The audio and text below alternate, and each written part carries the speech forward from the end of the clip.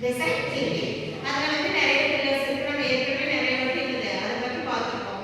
இதில் வந்து ஆக்டிவிட்டினா அதாவது விளையாடுறது மட்டும் ஆக்டிவிட்டி, அதாவது உடல் பயிற்சி செஞ்சு விளையாடுறது மட்டும் விளையாடல, மூணுக்கும் சேர்த்து வந்து யோசிச்சு விளையாடுறது வந்து என்னன்னா விளையாட்டுல தான் வந்து அது சரியா. அப்படி இருக்கிறப்ப இன்னைக்கு நாம பார்க்கறது என்ன அப்படின்னு சொல்லி பார்த்தோம்னா ஒரு சொல்ல கொடுத்துட்டு, அதாவது ஒரு பெரிய வார்த்தையை கொடுத்துட்டு அந்த வார்த்தையிலேருந்து எத்தனை சொற்களை வந்து நம்ம வந்து கண்டுபிடிக்கலாம் அப்படின்றது தான் இன்னைக்கான விளையாட்டு. அதாவது வந்து சொற்களை கண்டுபிடி. சரியா? சரி, இந்த விளையாட்டு விளையாடுறதுனால என்ன யூஸ் இருக்கு சொல்லிட்டு பார்க்கலாம். சரி, ஏதோ ஒரு விளையாட்டு, ஏன்னா ஒரு விளையாட்டு விளையாடுறப்ப என்னப்பா நாலேஜ் வரும், அதுக்கப்புறம் வந்து மகிழ்ச்சியா இருக்கும், அப்புறம் நேரம் வந்து என்னது பயனுள்ளதா இருக்கும். அதை தவிர வேற என்ன இருக்கும் பார்க்கலாம். நீங்க எந்த அளவுக்கு டக்குன்னு ஆன்சர் பண்ணுறீங்க பார்க்கலாம்.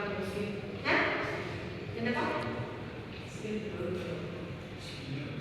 வேற வருஷம் என்னடா விளையாட்டு விளையாடுறேன் ஒரு சொல்ல கொடுத்துருக்கேன், அந்த வார்த்தையிலிருந்து பல சொற்களை வந்து நான் கண்டுபிடிக்கணும்னு சொல்லியிருக்கேன். இதனால என்ன இம்ப்ரூவ் ஆகும் நமக்கு யோசித்து பாருங்க.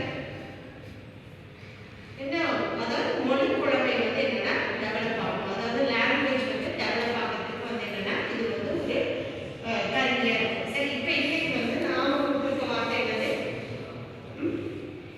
பல்கலைக்கழகம். இதுல இருந்து எத்தனை வார்த்தைகள் வந்து நீங்க கண்டுபிடிக்கிறீங்கன்னு பார்க்கலாம்.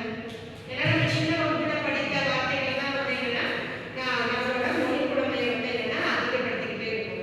இப்போ இந்த ஆக்டிவிட்டி மூலமா நம்ம இன்னைக்கு வந்து ஒரு சொல்ல வச்சு இத்தனை வார்த்தைகள் வந்து கண்டுபிடிக்கலாம் அப்படின்றது வந்து இன்னைக்கு வந்து தெரிஞ்சுக்கலாம். அப்ப இதுல வந்து இந்த 2 எழுத்துல இருந்து மேக்ஸிமம் வந்து 5 இருந்து 6 எழுத்து வார்த்தைகள் வரைக்கும் என்னது நம்ம வந்து கண்டுபிடிக்க முடியும். அதுக்கான ஆப்ஷன் வந்து அந்த வேர்டுக்குள்ள இருக்கு. இப்போ ஸ்டார்ட் பண்ண பார்க்கலாம். ஒவ்வொருத்தரா எழுதி பார்க்கலாம்.